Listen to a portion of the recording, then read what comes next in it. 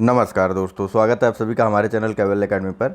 देखिए, घटना चक्र पूर्वालोकन सीरीज में पॉलिटी सब्जेक्ट की बात चल रही है। इसमें अब तक बात हो चुकी है हमारी 12 चैप्टर्स के बारे में। ठीक है, इन सभी चैप्टर्स में हमने भारत के संवैधानिक विकास, भारत की संविधान सभा और संविधान के निर्माण की प्रक्रिया, संविधान सभा की प्रमुख समितियाँ, अनुच्छेद, स्रोत, अनुसूचियाँ आदि आदि चीज़ों के बारे में कुल मिलाकर के नागरिकता तक डिस्कस किया। ठीक, लास्ट चैप्टर हमारा नागरिकता से संबंधित था। आज हम बात करेंगे मूल अधिकारों से संबंधित चैप्टर के बारे में, और यह है चैप्टर संख्या 13 या फिर 13। तो चलिए, ज़्यादा टाइम नहीं लेते हुए जल्दी से शुरुआत कर लेते हैं। एक चीज़ और, आप लोग वीडियो को शुरू कीजिए तो उसको अंत तक देखिए, तभी आपको कोई फ़ायदा होने वाला है। अन्यथा इसका कोई औचित्य नहीं बनता है कि आप देखें और चले जाए, बाद में आप ही कहेंगे कि भैया पढ़ देखे तो थे लेकिन कुछ फ़ायदा नहीं हुआ। फ़ायदा तब होगा जब अंत तक आप लगातार साथ चलते रहेंगे। तो चलिए शुरू करते हैं।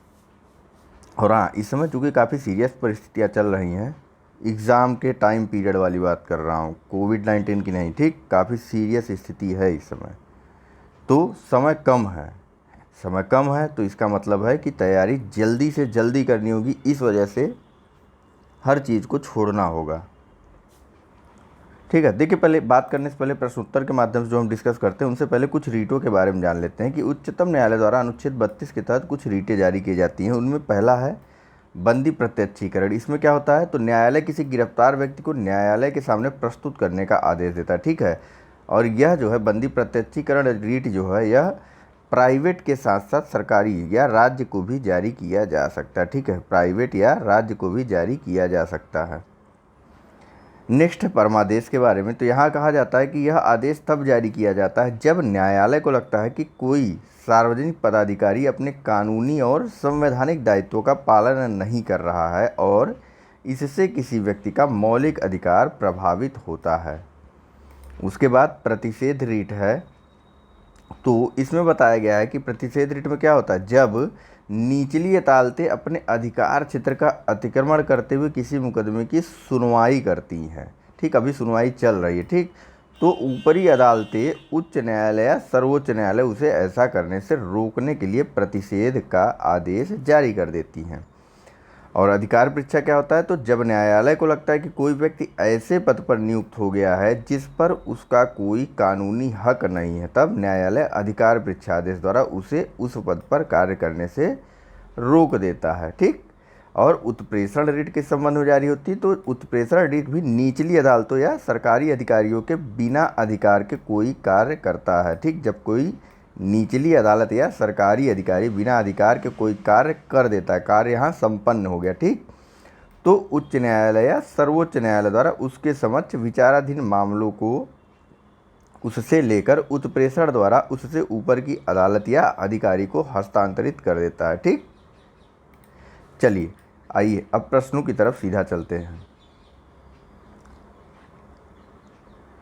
यहाँ पर पहला प्रश्न है कि निम्नलिखित में से कौन सा एक सही है। ऑप्शन है ए, भारतीय संविधान में मूल अधिकारों को शामिल करने के लिए नेहरू रिपोर्ट ने समर्थन किया था 1928। ठीक, ऑप्शन बी है कि भारत सरकार अधिनियम 1935 ने मूल अधिकारों को प्रश्रय दिया था। ऑप्शन सी है कि अगस्त प्रस्ताव 1940 ने मूल अधिकार शामिल किए थे। या फिर ऑप्शन डी, क्रिप्स मिशन 1942 ने मूल अधिकारों को प्रश्रय दिया था। बताना है कौन सा सही है। चलिए, इसका सही आंसर है ऑप्शन नंबर ए, भारतीय संविधान में मूल अधिकारों को शामिल करने के लिए नेहरू रिपोर्ट 1928 ने समर्थन किया था। ठीक है, चलिए आइए नेक्स्ट प्रश्न की तरफ चलते हैं। एक्सप्लेनेशन कुछ खास है नहीं, इस वजह से नहीं पढ़ा जा रहा है। ठीक, नेक्स्ट है कि निम्नलिखित में से किसको संविधान द्वारा मौलिक अधिकारों को लागू करने की शक्ति दी गई है। ऑप्शन है ए, भारत के सभी न्यायालयों को, बी, संसद को, सी, राष्ट्रपति को, या डी, सर्वोच्च न्यायालय एवं उच्च न्यायालय को। चलिए, इसका सही आंसर है ऑप्शन नंबर डी, सर्वोच्च न्यायालय एवं उच्च न्यायालयों को संविधान द्वारा मौलिक अधिकारों को लागू करने की शक्ति दी गई है, जिसे अनुच्छेद 32 के तहत सर्वोच्च न्यायालय और अनुच्छेद 226 के तहत उच्च न्यायालय रीटों के माध्यम से संपन्न करता है। ठीक, वह रीट कौन कौन सी और किस प्रकार की, इसके बारे में अभी आपको ऊपर बताया गया है। तो चलिए, हाँ, एक चीज़ और है कि जो मित्र नए हैं वह हमारे चैनल को सब्सक्राइब कर ले और साथ ही साथ सब्सक्राइब करने के बाद बेल आइकन के निशान को ज़रूर से दबा दें, क्योंकि ताकि जैसे ही कोई नई वीडियो आती है तो आपको नोटिफिकेशन मिल जाए। चलिए, यहाँ पूछा जा रहा है कि मौलिक अधिकार क्या हैं। ऑप्शन है ए वाद योग्य, बी अवाद योग्य, सी लचीले अथवा डी कठोर। चलिए, मौलिक अधिकार जो है यह वाद योग्य है। ठीक, अनुच्छेद 32 में ऐसा उपबंध किया गया है। ठीक है, यहाँ देखिए एक अनुच्छेद 13 के बारे में बात बता दी गई है एक्सप्लेनेशन में, तो इसे देख लेते हैं। अनुच्छेद 13 में क्या दिया गया है? मूल अधिकारों के उल्लंघन के विरुद्ध न्यायालयों की न्यायिक पुनर्विलोकन की शक्ति। ठीक, इसके तहत होता क्या है ना, अनुच्छेद 13 के तहत कोई भी विधि संसद या विधानसभा कोई भी ऐसी विधि नहीं बना सकती जो कि मूल अधिकारों का उल्लंघन करते हों, और यदि वह मूल अधिकारों का उल्लंघन करते हैं तो वह विधि उस मात्रा तक शून्य घोषित हो जाएगी जिस मात्रा तक वह मूल अधिकारों का उल्लंघन करते हैं। ठीक है, ध्यान दीजिएगा शब्द पे, उस मात्रा तक शून्य घोषित होगी न कि पूरी तरीके से। ठीक है, जिस मात्रा तक उल्लंघन कर रहे हैं सिर्फ उसी मात्रा तक। ठीक है, जैसे आप गाड़ी के कागज़ लेके जाते हैं, आपके पास कोई एक पेपर नहीं होता है तो सिर्फ उसी पेपर का चालान होता है, बाकी अन्य चीज़ों का नहीं। ठीक है, तो उसी प्रकार से इसे समझिए, यह उसी मात्रा तक उस विधि को शून्य करेगी जिस मात्रा तक वह मूल अधिकारों का उल्लंघन करता है। ठीक है, कहाँ प्रावधान है? अनुच्छेद 13 में। आइए नेक्स्ट प्रश्न के बारे में बात करते हैं। यहाँ पूछा जा रहा है कि अधिकारों को मूल अधिकार क्यों कहा जाता है? क्योंकि पहला, यह संविधान में उल्लिखित होता है। दूसरा, यह प्रजातांत्रिक होता है। तीसरा, यह लोक कल्याणकारी होता है। चौथा, यह व्यक्तित्व विकास के लिए आवश्यक होता है। और पांचवा, संसद इसके विरुद्ध कानून नहीं बना सकती। ऑप्शन है, इन्हें आप पढ़िए।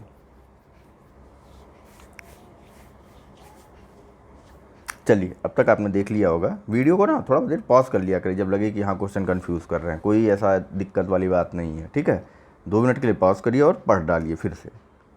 तो इसका सही आंसर है ऑप्शन नंबर सी, यानी कि 1, 4 और 5 संविधान में उल्लिखित है, इस वजह से अधिकार मूल अधिकार कहे जा रहे हैं। ठीक है, दूसरी चीज़ क्या है? दूसरी चीज़ है यह व्यक्तित्व के विकास के लिए अत्यंत आवश्यक है। और चौथा है कि संसद इसके विरुद्ध कानून नहीं बना सकती है। सभी चीज़ें अभी अभी हमने देखी हैं।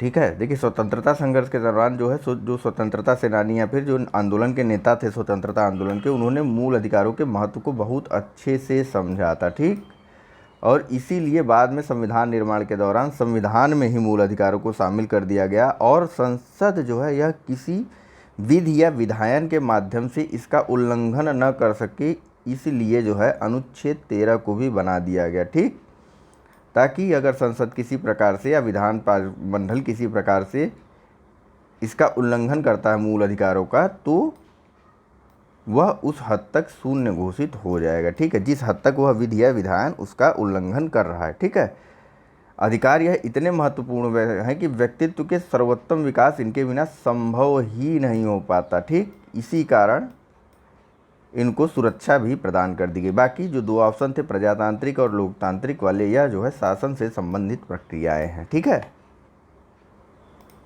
चलिए नेक्स्ट प्रश्न के बारे में बात करते हैं। यहाँ पूछा जा रहा है कि मौलिक अधिकार, ऑप्शन है ए कभी भी निलंबित नहीं किए जा सकते। ऑप्शन है बी प्रधानमंत्री के निर्देशों से निलंबित किए हो सकते हैं। ऑप्शन सी है कि राष्ट्रपति की इच्छा पर निलंबित हो सकते हैं।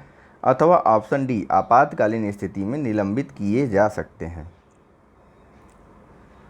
चलिए, इसका सही आंसर है ऑप्शन नंबर डी। ठीक, आपातकालीन स्थिति में मौलिक अधिकारों को निलंबित किया जा सकता है। अनुच्छेद 358 और 359 को आप इस संदर्भ में पढ़ सकते हैं। ठीक है, 358 के तहत आर्टिकल 19 की बात की गई है और शेष अन्य अनुच्छेदों के निलंबन की बात की गई है आर्टिकल 359 में। ठीक है, लेकिन हाँ ध्यान दीजिए, अनुच्छेद 20 और 21 को किसी भी दशा में निलंबित नहीं किया जा सकता है। ठीक है, वहीं अनुच्छेद 19 को निलंबित करने के लिए कुछ विशेष प्रक्रियाएं हैं। ठीक है, आइए नेक्स्ट प्रश्न के बारे में बात करते हैं। तो यहाँ पूछा जा रहा है कि भारतीय संविधान में किस अनुच्छेद के अंतर्गत नागरिकों को मौलिक अधिकार प्रदान किया गया है। ऑप्शन है ए अनुच्छेद 112 से 115 तक, ऑप्शन बी 12 से 35 तक, ऑप्शन सी अनुच्छेद 222 से 235 तक, या फिर ऑप्शन डी इनमें से कोई नहीं।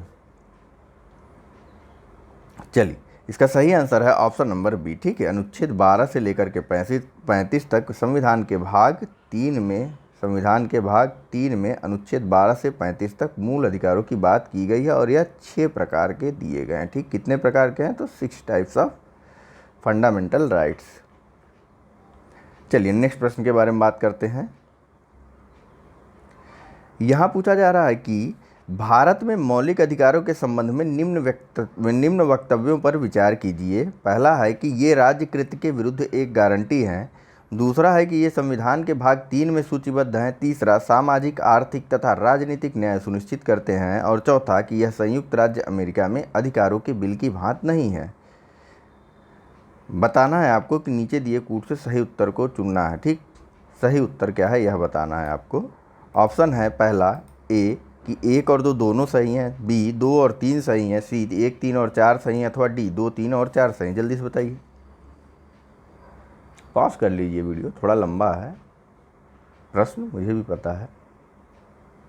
चलिए देखिए, सोच लीजिए, आंसर सही ही करना है यहाँ पे। यहाँ एग्ज़ाम में भी एक बार यहाँ गलत हो जाएगा तो चलेगा, ठीक है, लेकिन एग्ज़ाम में नहीं चलेगा बिल्कुल भी। चलिए देखिए, इसका सही आंसर है ऑप्शन नंबर ए, यानी कि 1 और 2 ये राज्यकृत के विरुद्ध एक गारंटी है। ये संविधान की भाग 3 में सूचीबद्ध हैं। ठीक है, बाकी सामाजिक, आर्थिक और राजनीतिक न्याय सुनिश्चित कहाँ से होता है? यह होता है DPSP से। ठीक, DPSP से, डायरेक्टिव प्रिंसिपल ऑफ स्टेट। ठीक है, और यह संयुक्त राज्य अमेरिका के अधिकारों की बिल की भांति ही हैं। भांति नहीं है, नहीं, अधिकारों के बिल की भांति ही है। ठीक है, चलिए नेक्स्ट प्रश्न के बारे में बात करते हैं। यहाँ पूछा जा रहा है कि भारतीय संविधान के निम्नलिखित अनुच्छेदों में से कौन विधायन सत्ता पर पूर्ण नियंत्रण लगाता है? ऑप्शन है ए अनुच्छेद 14, बी अनुच्छेद 15, सी अनुच्छेद 16 या फिर डी अनुच्छेद 17। विधायन सत्ता यानी जो विधियाँ बनाते हैं लोग, उनके बारे में, जैसे संसद हो गया या विधानमंडल हो गया। अब बताइए। चलिए, इसका सही आंसर है ऑप्शन नंबर ए। ठीक है, कैसे? आपने तो पढ़ा है समान, बताइए क्या पढ़ा है? विधि के समक्ष समता, यही पढ़ा है ना? ठीक है, समान लोगों के लिए समान विधि। तो जब विधि के समक्ष सभी को समता प्राप्त होगी तो विधि द्वारा जो है किसी को असमान रूप से ट्रीट नहीं किया जाएगा। इसी प्रकार से यह अनुच्छेद विधायन सत्ता पर प्रतिबंध लगाता है। ठीक है, देखिए यहाँ पे संविधान का अनुच्छेद 14 विधायन सत्ता पर पूर्ण नियंत्रण लगाता है। यह उपबंध करता है कि किसी व्यक्ति को विधि के समक्ष समता से या विधियों के समान संरक्षण से वंचित नहीं किया जाएगा। प्रत्येक व्यक्ति, चाहे वह नागरिक हो या विदेशी, सब पर यह अधिकार लागू होता है। ठीक है, देखिए 2 तरह के अधिकार हैं। कुछ अधिकारों को नागरिकों को दिया गया है, कुछ अधिकारों को नागरिकों और व्यक्तियों यानी कि विदेशी नागरिकों दोनों को दिया गया है। इन सब के बारे में अभी आगे प्रश्न आएगा। यहाँ बताइए कि संविधान के किस अनुच्छेद में कानून का समान संरक्षण प्रावधानित है? अभी ऊपर देखा हमने, तो यह दोनों तो नहीं ही है। ठीक है, अनुच्छेद 14। ठीक है, यानी कि ऑप्शन नंबर सी। यहाँ बताइए, समानता का अधिकार संविधान के निम्न अनुच्छेदों में से किसके अंतर्गत दिया हुआ है? पहला है अनुच्छेद 13, दूसरा अनुच्छेद 14, फिर तीसरा अनुच्छेद 15 और चौथा है अनुच्छेद 16। बताइए। ऑप्शन है नीचे ए कि 1, 2 और ऑप्शन बी है कि 1, 2 और 3, ऑप्शन सी है 2, 3 और 4 या फिर ऑप्शन डी सभी चारों। चलिए, इसका सही आंसर है ऑप्शन नंबर सी, 2, 3 और 4। देखिए, अनुच्छेद 14 से लेकर के अनुच्छेद 18 तक समता का अधिकार दिया गया है। ठीक, समता का अधिकार दिया गया है अनुच्छेद 14 से लेकर के 18 तक। कुल कितने अनुच्छेद हैं? 5। ठीक, इन 5 अनुच्छेदों में क्रमशः समता का अधिकार की बात की गई। फिलहाल यहाँ ऑप्शन में 14, 15, 16 ही है, इस वजह से ऑप्शन सी सही है। आइए नेक्स्ट प्रश्न के बारे में बात करते हैं। अनुच्छेद 13 के बारे में जैसा कि हमने पढ़ लिया है कि यह मूल अधिकारों से असंगत या अल्पीकरण करने वाली विधियों के मूल अधिकार के उल्लंघन की मात्रा तक शून्य होने से संबंधित है। कौन सा अनुच्छेद? तो अनुच्छेद 13। नेक्स्ट प्रश्न का आंसर दीजिए कि संविधान के किस अनुच्छेद के अंतर्गत शिक्षण संस्थाओं में, जिसमें गैर सरकारी व गैर अनुदान प्राप्त भी सम्मिलित हैं, अन्य पिछड़े, अनुसूचित जाति व अनुसूचित जनजाति हेतु आरक्षण की सुविधा प्रदान की गई है? ऑप्शन है, पहले इसे हटा दूं, सारे ऑप्शन आपको दिखे। ऑप्शन है ए अनुच्छेद 15(4), बी अनुच्छेद 15(5), सी अनुच्छेद 16(4) और डी अनुच्छेद 16(5)। चलिए, इसका सही आंसर है ऑप्शन नंबर बी। ठीक, अनुच्छेद 15(5) में अनुसूचित जाति और अनुसूचित जनजाति, ठीक, यानी कि एससी और एसटी के लिए आरक्षण की सुविधा प्रदान की गई है। और यह आरक्षण की सुविधा प्रदान की गई है किस तरीके की जगहों पर? तो शिक्षण संस्थाओं पर, ठीक, जो कि गैर सरकारी और गैर अनुदान प्राप्त हो सकते हैं। चलिए, नेक्स्ट प्रश्न का जवाब दीजिए।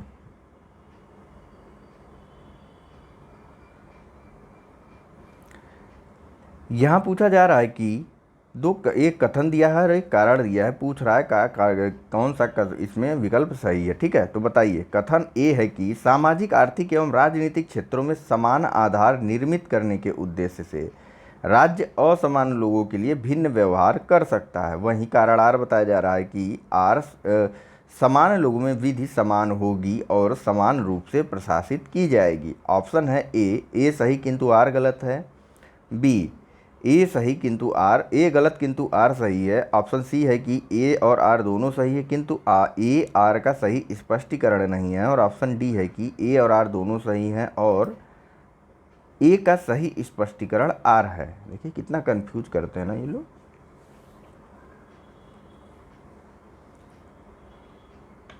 चलिए, इसका सही आंसर है ऑप्शन नंबर डी। ठीक, ए और आर दोनों सही हैं और आर ए का सही स्पष्टीकरण। देखिए, राज्य जो है यह सामाजिक, आर्थिक और राजनीतिक क्षेत्रों में समान आधार निर्मित करने के उद्देश्य से असमान लोगों के लिए असमान लोगों से भिन्न व्यवहार कर सकता है। ठीक है, इसे ऐसे कहा जाता है कि असमानों में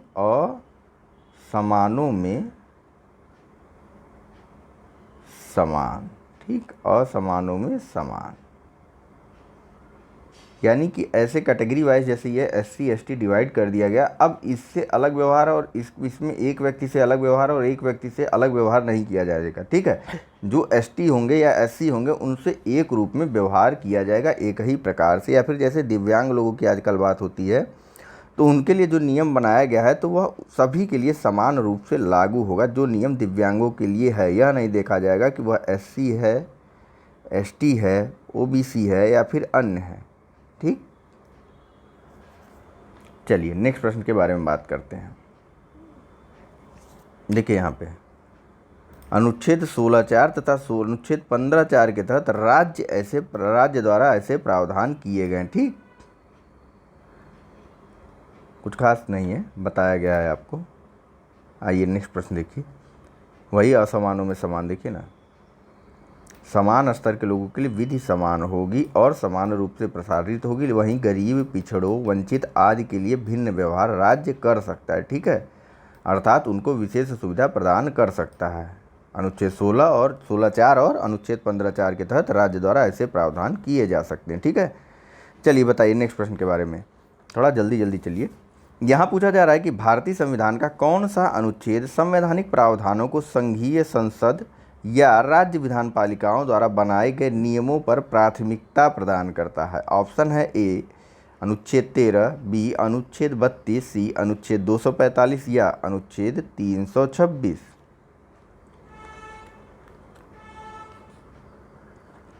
चलिए, इसका सही आंसर है ऑप्शन नंबर ए। कौन सा ऑप्शन? ऑप्शन नंबर ए, यानी कि अनुच्छेद 13। ठीक है, अनुच्छेद 13 जो है यह संवैधानिक प्रावधानों को, कौन से संवैधानिक प्रावधान? मौलिक अधिकारों को जो है राज्य की विधियों पर प्राथमिकता प्रदान करता है। किस प्रकार प्रदान करता है इसके बारे में कई बार बात हो चुकी है। ठीक है, राज्य द्वारा बनाई गई विधियां उस मात्रा तक शून्य या अवैध घोषित हो जाएंगी जिस मात्रा तक वह मौलिक अधिकारों का उल्लंघन करती हैं। ठीक है, चलिए नेक्स्ट प्रश्न के बारे में बात करते हैं। हाँ, बाकी के अनुच्छेदों के बारे में अगर देखना हो तो ये देखिए, अनुच्छेद 245 में केंद्र एवं राज्य, अनुच्छेद 32 के तहत संवैधानिक उपचारों का अधिकार है। अनुच्छेद 245 के तहत केंद्र एवं राज्य द्वारा बनाई गई विधियों का विस्तार बताया गया है। तो वहीं अनुच्छेद 326 में लोकसभा एवं विधानसभा के निर्वाचन को वयस्क मताधिकार के आधार पर होना बताया गया है। ठीक, चलिए नेक्स्ट प्रश्न देखिए, यहाँ पूछा जा रहा है कि भारतीय संविधान के अनुच्छेद 13 का मुख्य उद्देश्य निम्नलिखित में से किसके संदर्भ में संविधान की सर्वोच्चता को सुनिश्चित करना है। ऑप्शन है ए राज्य के नीति निदेशक तत्व, ऑप्शन बी मौलिक कर्तव्य, ऑप्शन बी है मौलिक अधिकार और ऑप्शन सी है मौलिक कर्तव्य और ऑप्शन डी उपरोक्त तो सभी। हम कहें दो मौलिक अधिकार कहाँ से बने, दो मौलिक कर्तव्य तो कहाँ से आ गया। चलिए, कई बार बात हुई है, इसका सही आंसर है ऑप्शन नंबर बी, ठीक, मौलिक अधिकार। यह अनुच्छेद 13 जो है इसका मुख्य उद्देश्य मौलिक अधिकारों को मौलिक अधिकार की संविधान में सर्वोच्चता को सुनिश्चित करना है, ठीक। नेक्स्ट प्रश्न देखिए, यहाँ पूछा जा रहा है कि भारतीय संविधान के निम्नलिखित अनुच्छेदों में से कौन भिन्न वर्ग में आता है। ऑप्शन है अनुच्छेद 14, 15, ऑप्शन ए है अनुच्छेद 14, ऑप्शन बी है अनुच्छेद 15, ऑप्शन सी अनुच्छेद 16 और ऑप्शन डी अनुच्छेद 19।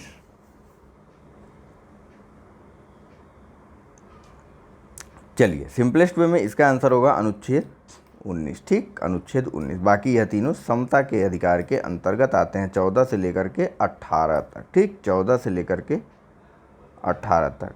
वहीं एक अन्य अर्थ में देखें तो अनुच्छेद 14 को छोड़ करके, ठीक, किसको, अनुच्छेद 14 को छोड़ करके अनुच्छेद 15, 16 और 19 यह जो है सिर्फ और सिर्फ नागरिकों को प्राप्त है, नागरिकों यानी भारतीय नागरिकों को प्राप्त हैं, विदेशी नागरिकों को नहीं। वहीं अनुच्छेद 14 जो है यह विदेशी नागरिकों को भी प्राप्त है। तो आंसर को टिक करने से पहले इन दोनों तथ्यों के बारे में आप विचार कर लेंगे, ठीक है। बाकी कोई भी एक टिक करते आपका आंसर सही माना जाता है। चलिए, नेक्स्ट प्रश्न के बारे में बात करते हैं। यहाँ पूछा जा रहा है कि भारतीय संविधान में स्वतंत्रता का अधिकार 4 अनुच्छेदों द्वारा प्रदान किया गया है, जो है ऑप्शन ए है अनुच्छेद 19 से 22 तक, ऑप्शन बी है अनुच्छेद 16 से अनुच्छेद 19 तक, ऑप्शन सी है आर्टिकल 17 से आर्टिकल 20 तक और ऑप्शन डी है अनुच्छेद 18 से अनुच्छेद 21 तक।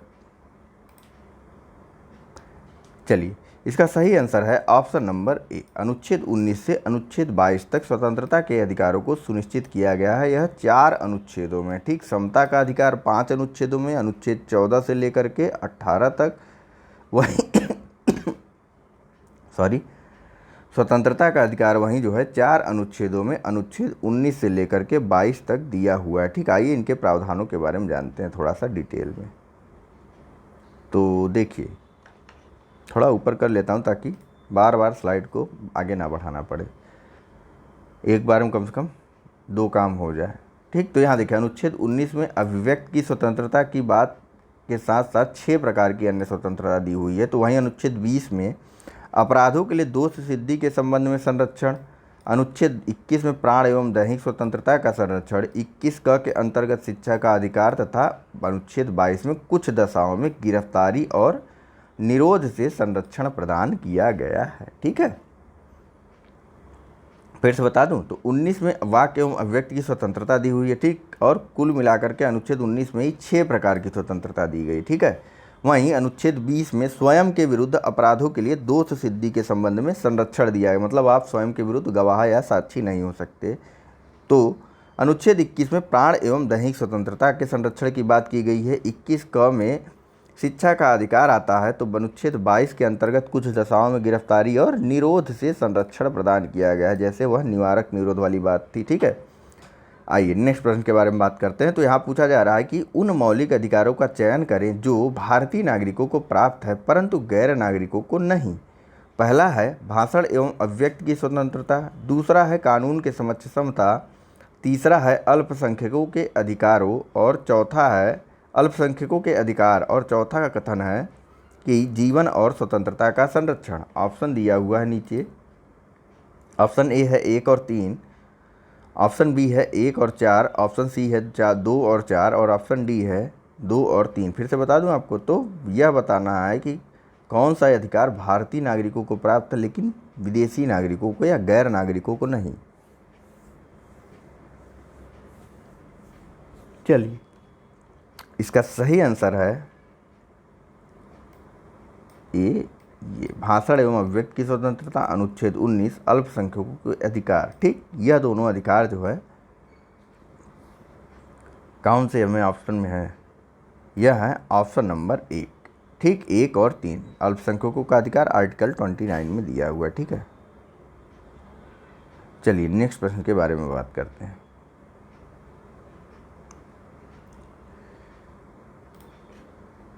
तो यहाँ पूछा जा रहा है कि निम्नलिखित में से किसने भारतीय न्यायालय को समान कार्य के लिए समान वेतन का मौलिक अधिकार निगमन करने हेतु सक्षम किया। ऑप्शन है ए संविधान की प्रस्तावना में प्रयुक्त समाजवादी शब्द, ऑप्शन बी ए को संविधान के अनुच्छेद 14 के साथ मिलाकर पढ़ने पर, इस ए की बात हो रही, ठीक है, कंफ्यूज मत करिए। ऑप्शन सी है कि ए को संविधान के अनुच्छेद 16 के साथ मिलाकर पढ़ने पर, या option C A B C सभी को मिलाकर पढ़ने पर।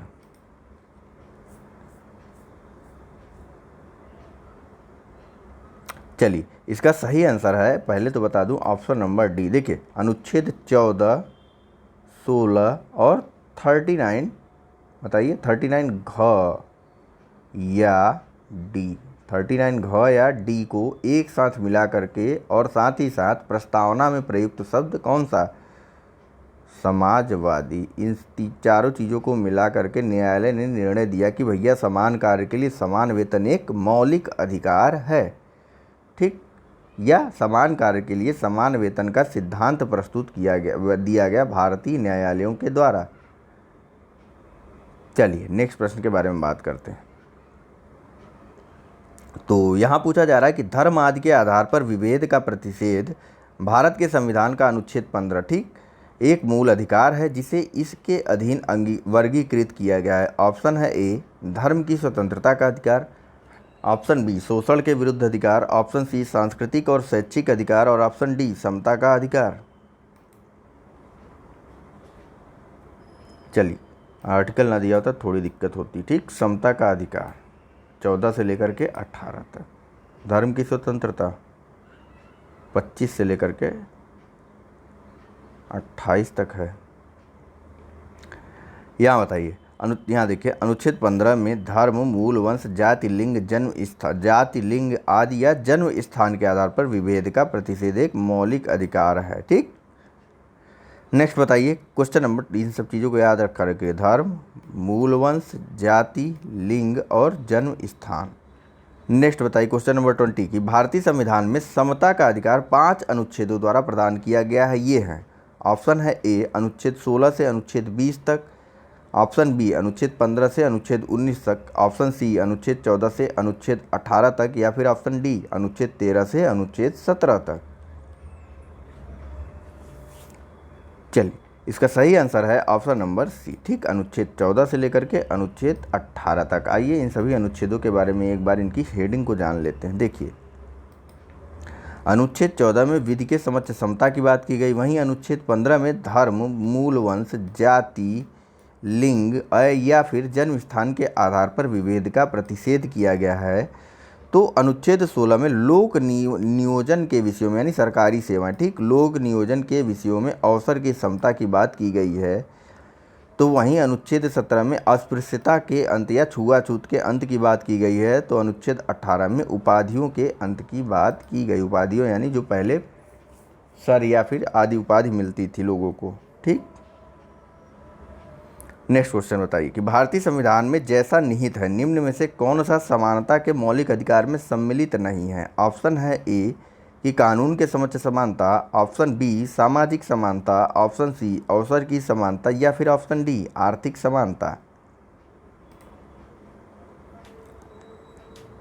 चलिए इसका सही आंसर है ऑप्शन नंबर डी, ठीक, समानता के अधिकार में कानून के समक्ष समानता अनुच्छेद 14, ठीक, सामाजिक समानता अनुच्छेद 15, ठीक, वहीं अवसर की समानता अनुच्छेद 16। आर्थिक समानता की बात तो कहीं स्पष्ट रूप से की ही नहीं गई है, यह बात की गई है तो राज्य के नीति निर्देशक तत्वों में। चलिए नेक्स्ट प्रश्न के बारे में बात करते हैं। यहाँ पूछा जा रहा है कि भारत के संविधान में शोषण के विरुद्ध अधिकार द्वारा निम्नलिखित में से कौन से परिकल्पित हैं। ऑप्शन पहला है कि मानव देह का व्यापार और बंधुआ मजदूरी या बेगारी का निषेध, दूसरा है अस्पृश्यता का उन्मूलन, तीसरा है अल्पसंख्यकों के हितों की सुरक्षा, और चौथा है कारखानों और खदानों में बच्चों के नियोजन का निषेध। पूछा जा रहा है शोषण के विरुद्ध अधिकार, ठीक। कूट दिया हुआ है, मैं कूट पढ़ रहा हूँ, तब तक आप फिर से एक बार कथनों को पढ़िए। पहला है ए ऑप्शन में कि केवल 1, 2 और 4, ऑप्शन बी है केवल 2, 3 और 4, ऑप्शन सी है 1 और 4, या फिर ऑप्शन डी 1, 2, 3, 4। चलिए, इसका सही आंसर है ऑप्शन नंबर 1 और 4। देखिए 1 और 4 में एक मानव देह व्यापार एवं बंधुआ मजदूरी का निषेध, और साथ ही साथ ऑप्शन नंबर 4 में कारखानों एवं खदानों में बच्चों के नियोजन का निषेध किया गया। ठीक है, यह किया गया है अनुच्छेद 23 के माध्यम से, और यह किया गया है अनुच्छेद या आर्टिकल 24 के माध्यम से। आइए नीचे देखते हैं एक बार। तो देखिए यहाँ बताया गया है कि अनुच्छेद 24 के तहत शोषण के विरुद्ध अधिकारों का उल्लेख किया गया अनुच्छेद 23 और 24 में। ठीक, इसमें अनुच्छेद 23 के तहत मानव के दुर्व्यापार और बलात् श्रम, या जिसे बेगारी कहते हैं, इसका प्रतिषेध किया गया। ठीक, या फिर इसे बंधुआ मजदूरी भी कह सकते हैं आप। वहीं अनुच्छेद 24 के तहत कारखानों आदि में बालकों के नियोजन का प्रतिषेध किया गया। ठीक है, 14 वर्ष से कम उम्र के। ठीक है, आइए नेक्स्ट प्रश्न के बारे में बात करते हैं। तो यहाँ पूछा जा रहा है कि मौलिक अधिकारों के अंतर्गत कौन सा अनुच्छेद बच्चों के शोषण से संबंधित है। ऑप्शन है ए अनुच्छेद 17, बी अनुच्छेद 18, सी अनुच्छेद 23, या फिर डी अनुच्छेद 24। चलिए, अभी भी बात हुई है, इसका सही आंसर है ऑप्शन नंबर अनुच्छेद 24 या फिर ऑप्शन नंबर डी। ठीक, अनुच्छेद 23 में किस बारे में बात की गई है, तो मानव के दुर्व्यापार और बालात् श्रम या बेगारी के या अथवा बंधुआ मजदूरी के प्रतिषेध के स्वरूप में। ठीक है, यहाँ देखिए अनुच्छेद 24 के बारे में थोड़ी जानकारी दी गई है।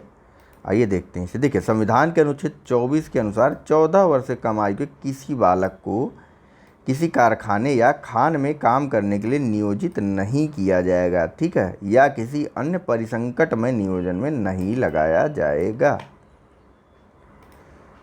नेक्स्ट बताइए। तो यहाँ पूछा जा रहा है कि भारतीय संविधान का कौन सा अनुच्छेद बच्चों के शोषण के विरुद्ध मौलिक अधिकारों से संबंधित है। ऑप्शन है ए अनुच्छेद 17, बी अनुच्छेद 19, सी अनुच्छेद 23, अथवा डी अनुच्छेद 24। चलिए, अभी भी देखा हम सब ने, इसका सही आंसर है ऑप्शन नंबर डी अनुच्छेद 24। ठीक, बच्चों के शोषण के विरुद्ध मौलिक अधिकारों से संबंधित है अनुच्छेद 24। नेक्स्ट बताइए। देखिए कितनी बार क्वेश्चन रिपीट हो रहा है। ठीक है, 2017 में आया था, ठीक, उसके पहले 2010 में भी आया था। बताइए कि भारत के संविधान के अंतर्गत कौन सा अनुच्छेद कारखानों में बालकों के नियोजन का प्रतिषेध करता है। ऑप्शन है ए अनुच्छेद 19, बी अनुच्छेद 17, सी अनुच्छेद 23, या डी अनुच्छेद 24। अरे यार भूल गया एक बात, लाइक करते चलिए कम से कम।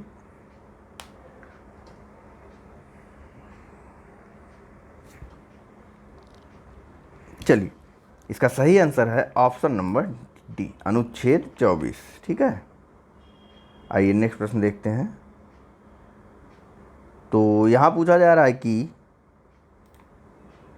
मूल अधिकारों से संबंधित संविधान के निम्नलिखित अनुच्छेदों में से कौन एक प्रत्यक्ष रूप से बालकों के शोषण से संबंधित है। सेम प्रश्न है, तो सेम आंसर अनुच्छेद 24। थोड़ा जल्दी जल्दी चलिए। यहाँ पूछा जा रहा है कि ICCPR के अनुच्छेद द्वारा बालक के किस अनुच्छेद द्वारा, ठीक, यहाँ डैश में किस अनुच्छेद द्वारा बाल अधिकार को सुरक्षित किया गया है। ऑप्शन है ए 35, ऑप्शन डी 24, या ऑप्शन सी 21, या फिर ऑप्शन डी 23। चलिए, इसका सही आंसर है ऑप्शन नंबर 24। ठीक है, या फिर ऑप्शन नंबर 24 नहीं, ऑप्शन बी और अनुच्छेद 24। ICCPR क्या है, तो आइए एक्सप्लेनेशन में आपको बताता हूँ। देखिए ICCPR है international convent on civil and political rights. ठीक, international convent on civil and political right ICCPR। ठीक, इसके भी अनुच्छेद 14 द्वारा और भारतीय संविधान के भी अनुच्छेद 14 नहीं, ICCPR के अनुच्छेद 24 के द्वारा और भारतीय संविधान के भी अनुच्छेद 24 के द्वारा बाल अधिकारों को संरक्षण प्रदान किया गया है। ठीक, अब तो याद रहेगा। आइए नेक्स्ट प्रश्न के बारे में बात करते हैं। यहाँ पूछा जा रहा है कि संविधान के किस प्रावधान द्वारा अस्पृश्यता का उन्मूलन किया गया है। ऑप्शन है ए 14, ऑप्शन बी अनुच्छेद 21, ऑप्शन सी अनुच्छेद 17, या फिर ऑप्शन डी अनुच्छेद 19।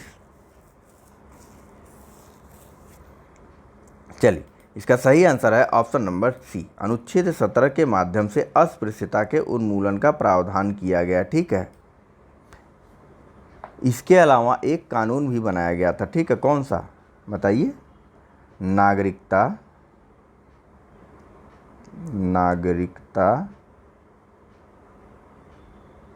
अधिकार संरक्षण अधिनियम। कब बनाया गया था इस कानून को?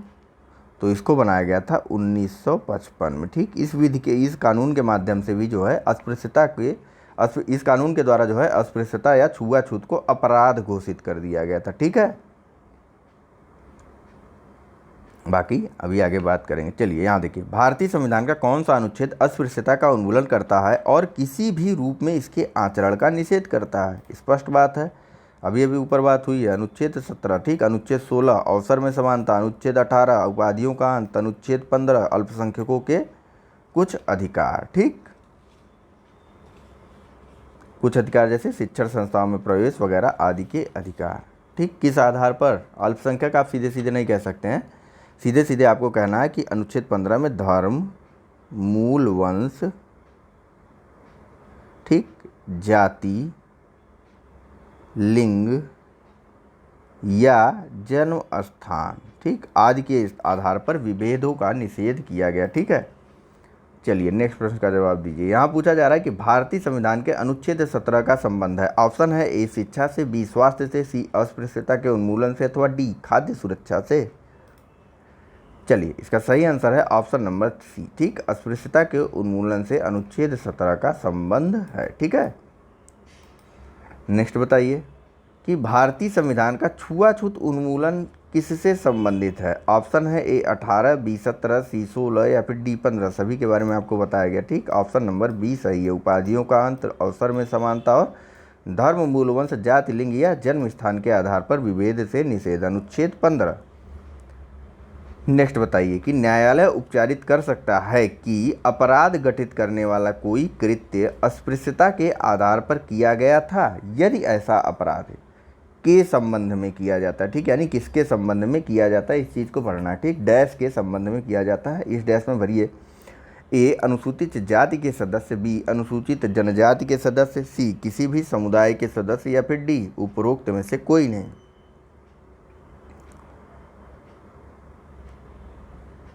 चलिए, इसका सही आंसर है ऑप्शन नंबर ए, अनुसूचित जाति के संदर्भ में अगर कोई अपराध किया जाता है तो इसे न्यायालय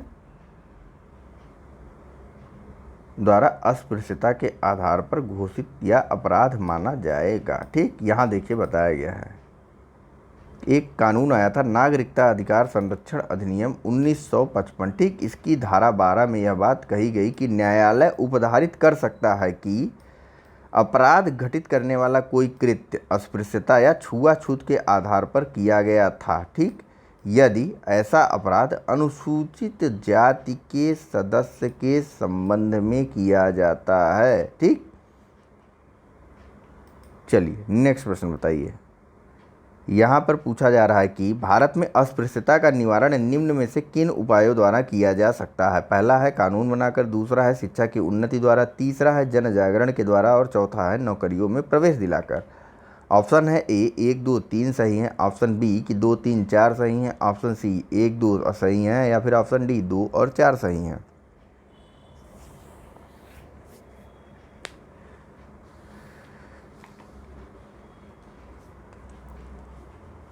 चलिए, इसका सही आंसर है ऑप्शन नंबर ए। ठीक, भारत में जो है या कहीं पर भी कानून बना करके विधियों के माध्यम से, शिक्षा की उन्नति के द्वारा और जन जागरण के माध्यम से छुआछूत या अस्पृश्यता जैसी गंदी चीज़ों को समाज से हटाया जा सकता है। नौकरियों में प्रवेश दिलाना सिर्फ उनकी आर्थिक उन्नति का माध्यम हो सकता है। ठीक है, चलिए नेक्स्ट बताइए। तो यहाँ पूछा जा रहा है कि मद्रास राज्य बनाम दो राय राजन 1951 के मुकदमे में भारतीय सर्वोच्च न्यायालय के निर्णय के परिणाम स्वरूप निम्नलिखित में से किस मौलिक अधिकार को संशोधित किया गया था? स्पष्ट, सीधे सीधे आप इसे समझिए कि मद्रास राज्य बनाम दो राय राजन 1951 का बाद किस विषय से या किस अनुच्छेद से संबंधित है। ठीक है, अब बताइए, ऑप्शन है ए विधि के समक्ष समानता का अधिकार, ऑप्शन बी है भेदभाव के विरुद्ध अधिकार, ऑप्शन सी अस्पृश्यता के विरुद्ध अधिकार, या फिर ऑप्शन डी विचार एवं अभिव्यक्ति की स्वतंत्रता का अधिकार।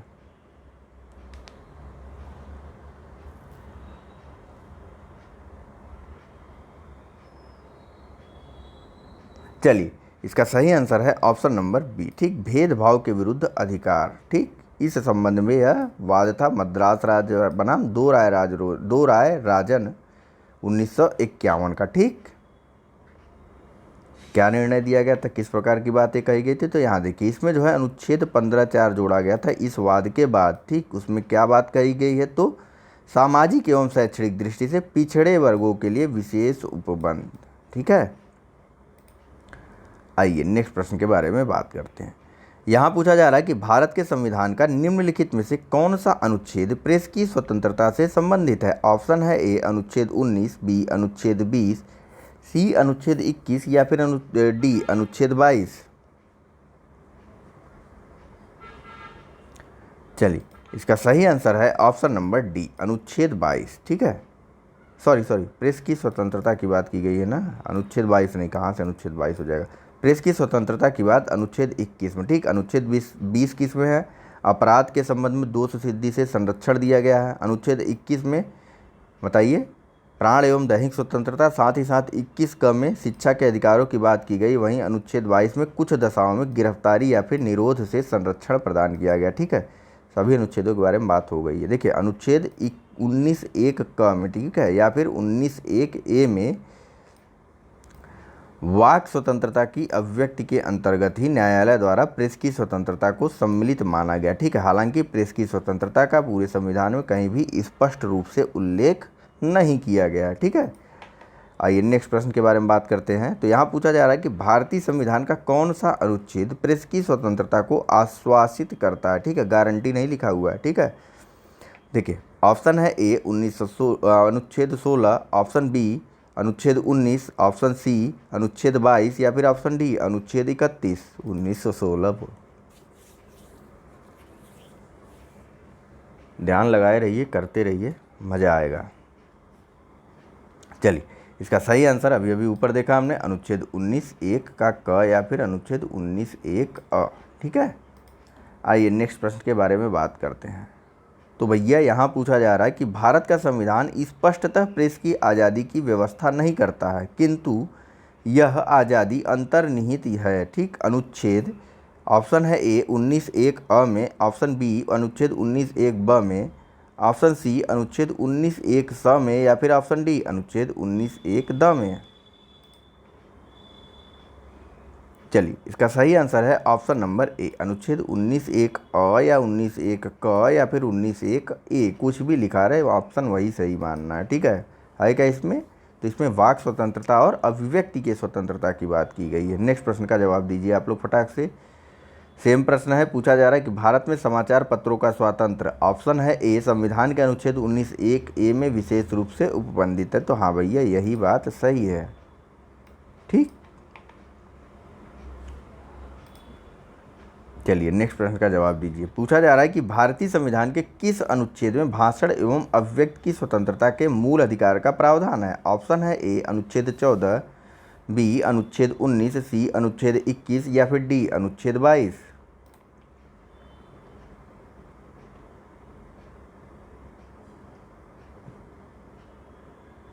चलिए, इसका सही आंसर है ऑप्शन नंबर बी। ठीक, भाषण एवं अभिव्यक्ति की स्वतंत्रता का मूल अधिकार जो है यह आपका अनुच्छेद 19 में मिलता है।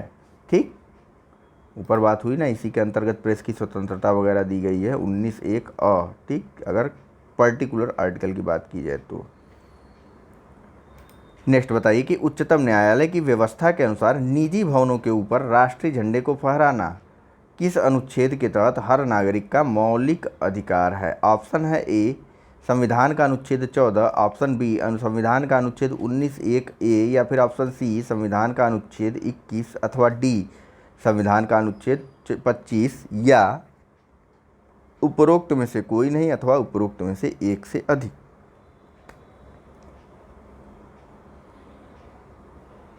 चलिए, इसका सही आंसर है ऑप्शन नंबर बी। ठीक, संविधान के अनुच्छेद 19(1)(a) यानी कि जिसमें कि अभिव्यक्ति के स्वतंत्रता की भी बात की गई, भाषण के अलावा अभिव्यक्ति के स्वतंत्रता की बात अनुच्छेद 19(1)(a) में की गई है। इसी के तहत जो है उच्चतम न्यायालय या सुप्रीम कोर्ट द्वारा राष्ट्रीय झंडे को फहराना हर नागरिक का मौलिक अधिकार माना गया है। ठीक है, चलिए नेक्स्ट प्रश्न के बारे में बात करते हैं। तो यहाँ पूछा जा रहा है कि अनुसूचित जाति या अनुसूचित जनजाति को किस अनुच्छेद के अंतर्गत मौलिक सामाजिक, आर्थिक, राजनीतिक तथा सांस्कृतिक अधिकार प्रदान किए गए हैं। ऑप्शन है ए अनुच्छेद 20, ऑप्शन बी अनुच्छेद 19, ऑप्शन सी अनुच्छेद 18 या फिर ऑप्शन डी अनुच्छेद 17। चलिए, अनुच्छेद 20 में अपराध के संबंध में स्वयं के विरुद्ध साक्षी होने से स्वतंत्रता दी गई है। अनुच्छेद 18 उपाधियों का अंत, अनुच्छेद 17 बताइए अस्पृश्यता का अंत, अनुच्छेद 19 वाक्य एवं अभिव्यक्ति की स्वतंत्रता। पूछ रहा है अनुसूचित जाति और अनुसूचित जनजाति के बारे में। ठीक है, तो कहाँ पर बात की जाएगी इसकी बताइए। इसकी बात की जाएगी अनुच्छेद नंबर 17 यानी कि हमारे ऑप्शन डी में। ठीक है, आइए चलिए बात कर लेते हैं इसके एक्सप्लेनेशन के बारे में। वैसे कुछ आवश्यक है नहीं, एक्सप्लेनेशन के बारे में भी कई बार चर्चा हो चुकी है। ठीक है, रहने देते हैं, आज यहीं तक लेक्चर करें, वैसे भी टाइम ज़्यादा हो रहा है। चलिए, thank you very much for discussion. यह एक्सप्लेनेशन रह जाता है, इसे आपको नेक्स्ट लेक्चर में बताया जाएगा। ठीक है, तो अंत तक साथ में बने रहने के आप सभी का धन्यवाद। और चलते चलते एक बार वीडियो को अगर अभी तक आपने लाइक नहीं किया है तो लाइक कर दीजिए, साथ ही साथ अन्य मित्रों के साथ भी शेयर कर दीजिए। Thank you very much for discussion.